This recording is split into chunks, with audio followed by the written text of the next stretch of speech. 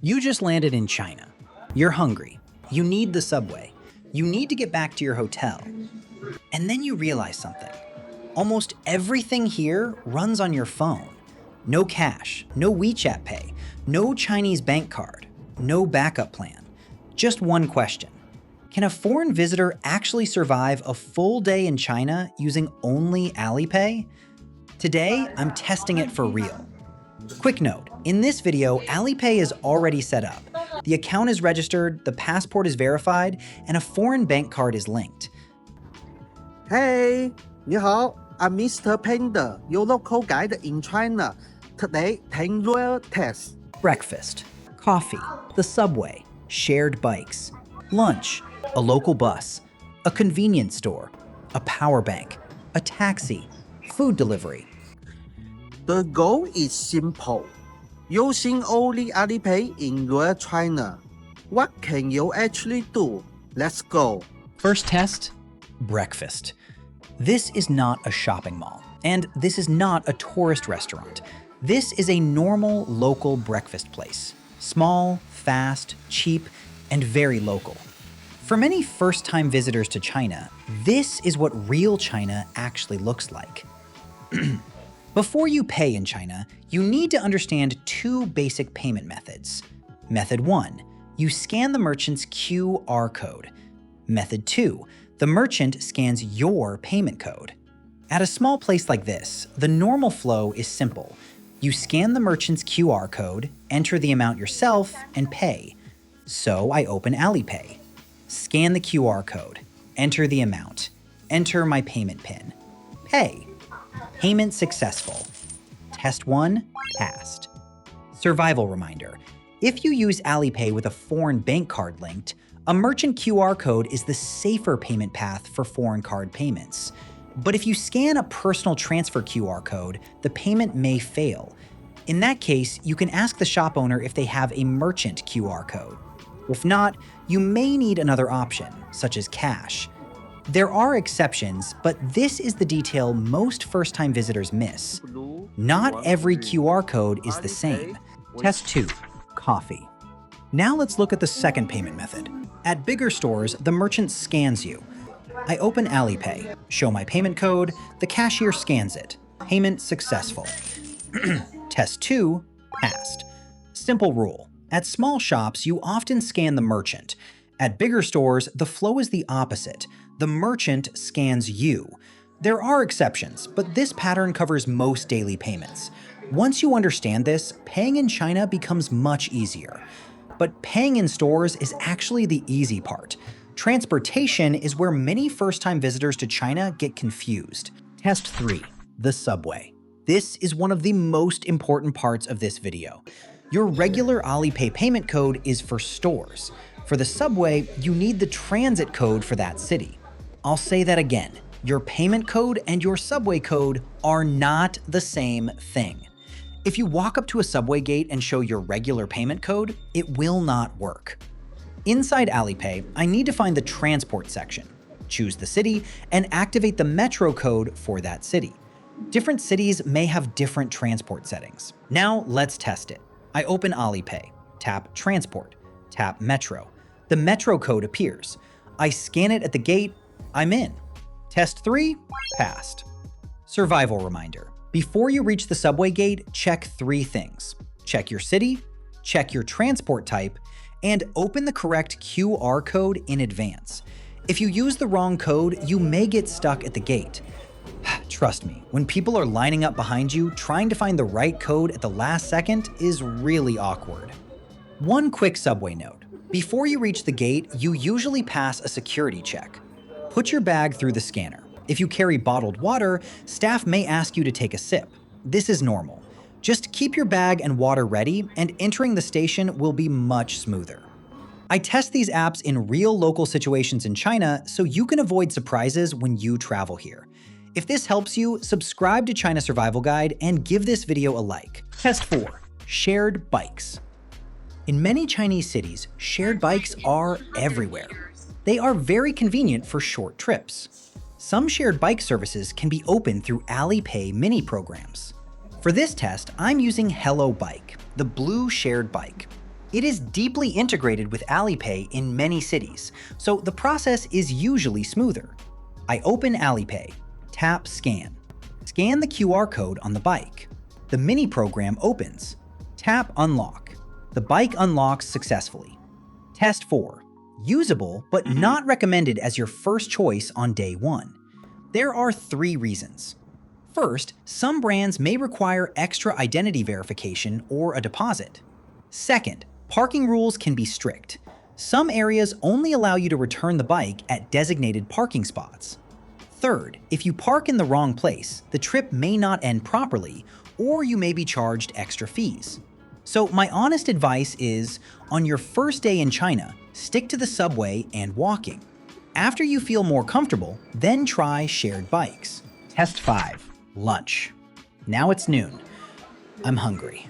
I walk into a local restaurant and choose what I want to eat. Today I ordered fish, steamed egg with minced pork, stir-fried vegetables, and a bowl of mixed grain rice. In this kind of restaurant, you may not need to order from a waiter. After choosing your dishes, you put your tray on the smart checkout machine, and the machine recognizes the dishes and the prices. Then I open Alipay. Open my payment code, pay. Lunch payment complete. Test 5, passed. But here is a very important reminder. If you have allergies, religious dietary restrictions, or specific food requirements, do not rely only on translation. Before you come to China, save 3 simple Chinese information cards on your phone. Card 1, allergies. Peanuts, nuts, seafood, milk. Card 2, meat restrictions. I don't eat pork. I don't eat beef. Card 3, taste and diet style. No chili. I am vegetarian. I will put these Chinese phrases on the screen. Before your trip, you can take a screenshot and save them. When ordering food, show the card to the staff and confirm clearly. Alipay can help you pay. But it cannot replace clear communication, especially when food safety really matters. Now we are halfway through the test. And one of the biggest problems for foreign visitors is still coming. Test 6, a local bus. Many visitors assume if the subway code works, the bus should work the same way. Sometimes it does, but sometimes it does not. In some cities, the subway code and the bus code are different. So before you scan, you must check carefully. Now I open Alipay. Tap Transport, choose Bus. The bus code appears. Scan when boarding. Ride successful. Test 6, passed. Survival tip. When using Alipay for transportation, before you reach the subway gate or the bus door, make sure you check 2 things: the city and the transport type. The subway and the bus may not use the same code. Test 7, convenience store. This is a quick, everyday test. A bottle of water, a snack, or a drink. These small purchases happen many times every day in China. I open Alipay, tap the payment code. The cashier scans it. Payment complete. Test 7, passed. For everyday small payments, Alipay is fast and convenient. But now I have a bigger problem: my phone battery. Test 8, a power bank. My phone is almost out of battery. In China, this is not a small problem. If your phone dies, many things disappear with it: payment, maps, translation, your hotel, your transport plan. Your phone is your wallet, your map, your translator, and the key to doing many things in China. So you cannot let your phone die. In China, shared power banks are very common. You can find them in shopping malls, restaurants, coffee shops, train stations, and tourist areas. Many shared power banks can be rented through Alipay. I open Alipay, tap Scan. Scan the QR code on the machine. The mini program opens. Tap Rent. The power bank comes out. Test 8, passed. Survival reminder. There are a few things you need to know. Some shared power bank services may require a deposit, especially for new users. The price depends on the brand and the location. Some places may cost around 50 cents per hour, but before you confirm, always check the price inside the mini program. You need to return it to a machine of the same brand. Before leaving the area, check the map inside the mini program to see if there is a return station nearby. When you return the power bank, make sure the rental has ended inside the mini program. Don't just put the power bank back and walk away.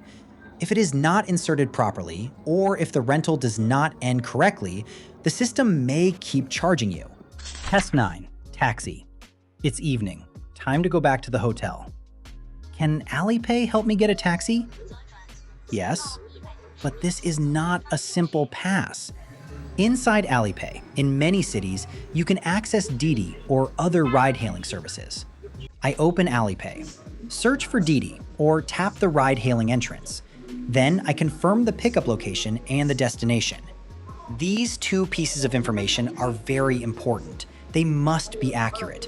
If your phone cannot receive calls in China, you need to keep watching the vehicle location and license plate number. When the car arrives, confirm the license plate. Get in.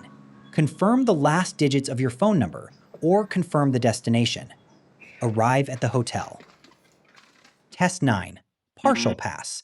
Why partial? Because the app itself is not the biggest problem.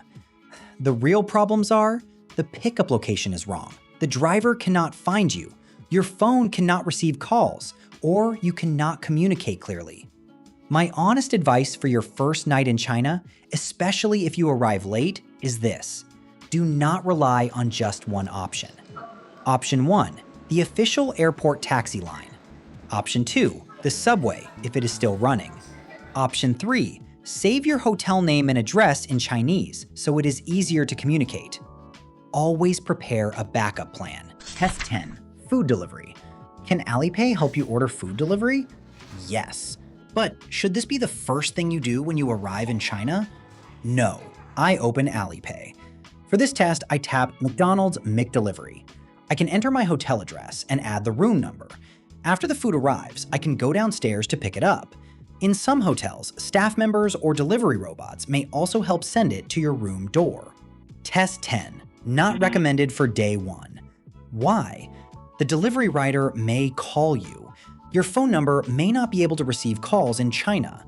Your hotel may have a specific pickup point, and the address must be written clearly. If your phone cannot receive calls, you can write a note in the order. For example, my phone may not be able to receive calls. Please leave the food at the hotel front desk. But do not depend on this method every time. For your first night in China, eating near your hotel is still the easier choice. After you understand your hotel address, the pickup location, and whether your phone can receive calls, then try food delivery. So, can a foreign visitor survive one day in China using only Alipay? Here is my honest answer. Mostly yes, but with conditions. Most of the day worked. 7 tests were clear passes. Shared bikes were usable, but not my day 1 recommendation. Taxi was a partial pass. Food delivery can work, but not for your first night. For first-time visitors to China, Alipay is one of the most important apps to prepare before your trip. It is not just a payment app. It can be your travel wallet, your transit card, your food payment tool, and the entrance to many everyday services. But Alipay is not magic. It cannot replace a stable internet connection. It cannot replace your passport. It cannot replace your hotel name and address in Chinese. It cannot guarantee that your foreign bank card will work smoothly every single time. And it cannot fully replace WeChat because many hotels, guides, drivers, and local people still communicate through WeChat. So my advice is simple. Use Alipay as your main super app in China, but do not treat it as your only survival plan. Before you come to China, prepare these things. Alipay, already set up and tested.